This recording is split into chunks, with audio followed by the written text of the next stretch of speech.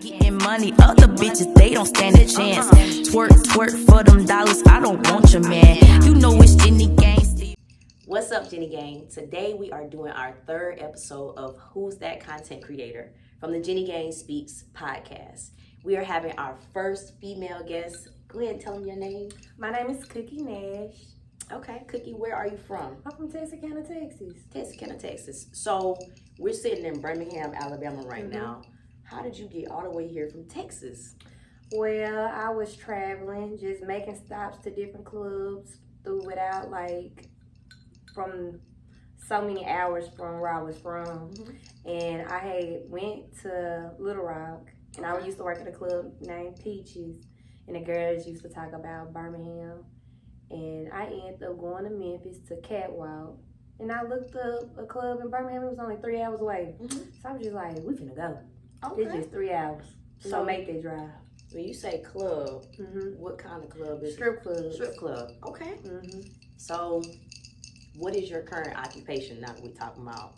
You coming from Texas, you went to Little Rock, made it here because of word of mouth. So are you a dancer? Yes, I'm a dancer, but I'm really a hairstylist at heart. Hairstylist. So dancing is what you do along with your passion, which is hairdressing. Right. Okay. As a matter of fact, you curled my hair before we did this. And I did my braids. Yes. Beautiful. Beautiful. She got a beautiful hair too, y'all. Shout out to you. So since you've gotten here, how long have you actually been in Birmingham? This will be my 7th year. 7th year. Okay. So you've been here quite a while. Yes. So I'm going to say that you probably like it down here. Oh, yes. The money easy. You can, do everything in one. I asked God for, an area that I can do a 3-in-1. And he gave me Birmingham. Did you say you asked God? Yes. So you God-fearing? Yes. Oh, my God. I did not know dancers was God-fearing. This is... Oh, my gosh. Oh, my goodness. I love it. So the internet lives just be popping. So next question. 2024 just hit. You dance. You do hair. What is it that you're focusing on most this year? Building my business more and getting more clientele as far as my hair. Okay. Being focused on that because that's why I actually got to dancing for it. You know, I did hair in my city. We don't have strip clubs where I'm from. Okay. Yeah. So we do little parties, if anything, but y'all like Chattanooga a little bit. Yeah. Okay. So, but I was the hairdresser. You can come to Apartment 4, get your hair done, get your lashes done, get your makeup done. Shout out to Apartment 4. Yes, Town North, baby. But it was slow, far as making money there. Okay. And then back then, I think people just didn't really want to pay for hairstyles like that. So, with the products and the curlers and the things that you really want, that shit costs a lot of money. Costs a lot of money. That shit costs a lot of money. So, have you had any education as far as doing hair? Are you self-taught or? I was self-taught. It actually runs deep down in my genes because my mom is actually a hairstylist too. Okay. So, yeah. And I actually went to school for cosmetology. I graduated. So okay, shout out to you. So as I'm doing this interview with Cookie, I do know her, but I'm actually asking questions for y'all. But I'm asking stuff I actually don't know myself. So congratulations to you. You went to school, graduated, and she does great hair. So 2024, you want to hone in on getting more clients, standing on big business, okay? Yes, with the big foot. Yeah, with the big foot. So you would say that you're dancing and you're using it as a tool. You're not just using dancing to buy a couple Birkin bags or stunt on the internet. No. Oh my goodness. So she's God-fearing and she's not just dancing for show. I didn't know people dance for purposes. Oh, yes. You're supposed to. You're supposed to dance for a purpose. If you're not, you're going to be stuck in there. That's how you're going to be, baby. What advice would you give to any girls that want to get into the dance industry? What would you tell them, maybe some mistakes that you made? Or some good things you did and you make sure you do this if you start dancing. What would I want to say?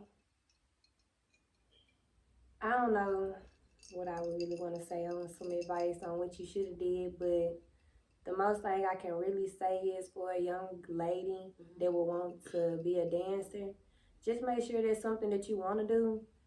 And just make sure you know that you're doing it for a reason and not just because you think that's the life or it's going to help you have the life of your dreams, because it's not. Because sometimes you can be a dancer and not get none of the things that you think you're going to want. This is facts. So you just go for something that you know you might really love and want to put money towards, you know. Come into it with a purpose, pretty much. Come in with a purpose. What do you think about dancers who go home with customers at the end of the night? What's your take on that? Would that be something that you encourage the girls that's coming in to do, or you think, no, don't do that? She took a sip. Someone took a sip. I took a big drink.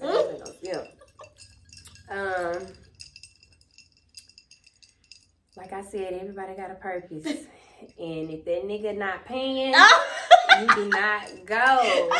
Don't go. I thought she was getting ready to say don't go. Don't go at all. But don't go. I can't say it because, you know, everybody gonna do what they want to do. Mm-hmm. Me specifically, I do not go home with customers because if you can't give me my money at the club, you can't give me my money outside the club. Exactly. So, and you might be old Jeffrey Dahmer or something. You know, and it's too many risks with that. Too many risks with that. Yeah, and then on top of that, it's not worth it. Yeah, because it's just not worth it. Whatever you can do and somebody else, they can do that at the club. Like, exactly. I can shake ass right here, and you gonna give my money. I'm not going home with you. I'm not finna do no extra stuff. Right. Nothing like that. I ain't never been like one of those type of people, and I don't see a bone in my body doing it with a stranger.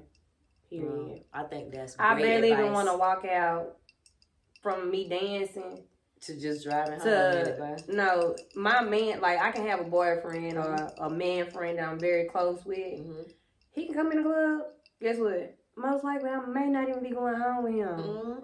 Like, I'm gonna go home. Like, I don't care. When I leave work, I'm tired. My feet hurt. This ass been shaking. I ain't got that much ass now. Right. I can't jitter all night. She said she ain't got that much. So I'm gonna have to go home and check rest. out the thumbnail. Okay. So you just said something about boyfriends in the club. What is your take on people in our industry and relationships? Do you think that relationships are harder when you're a dance, or you do? Okay. And I have learned that within the years of me being in Birmingham, because you got to remember that I was a hairstylist before I was an entertainer. So when I really got into the entertaining world and got used to the game and the role and going to work all the time and just watching females give that dream out, man, it's just like, okay. It's like, men do not take us serious. Especially like after they found out, let's say if I met a man at a regular spot and then he found out that I'm a dancer, it changed their whole train of thought. It just changed everything. Like, baby, it's still good in my heart. I ain't got to play you. Right. Like, I do want a man, but I know I ain't gonna be able to have one in this type of industry if he don't got the type of mind and heart like I do. Yeah. And like, if you in the confidence, like, if you don't know what I'm shooting for, then I don't need no man to be trying to down me and hold me back from accomplishing my dreams because you think I'm a hoe, or you think all I want to do is pop bottles and shake ass and buy name brand bags. This is facts. So, and go on dinner dates. Yeah. I think, personal experience, there are a lot of women who don't dance that do a lot more than what dancers do. Like the nurses. I wasn't gonna put a genre on it, but like the nurses and them teachers. Nurses been making a lot of twerk videos. They've been making a lot of twerk videos lately. I thought you was helping putting band-aids and drawing blood, not shaking ass. Listen, it be a lot of this going on social media, and it does make me wonder, like, do they know we're dancing to get out? Maybe they want to switch a little while, but I have no idea.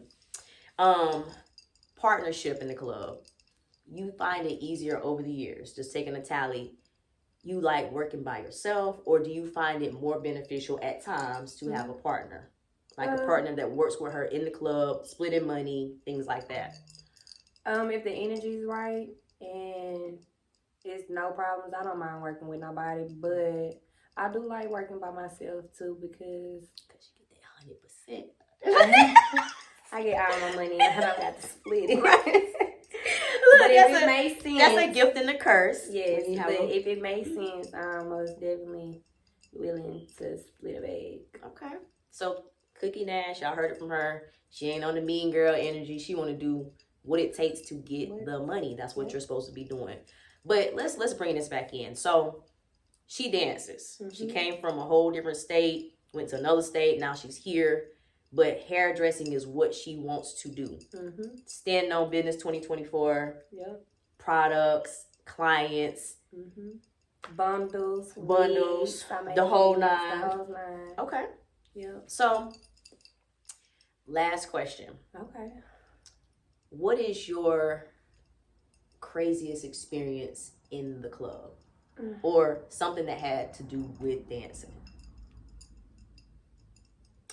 I am the crazy of the club, so I really can't say what's crazy because I don't pay attention to nobody else shit if it ain't got nothing to do with me. Thanks. And ain't nobody coming for me. So I stand on what I say and I mean what I say. Okay.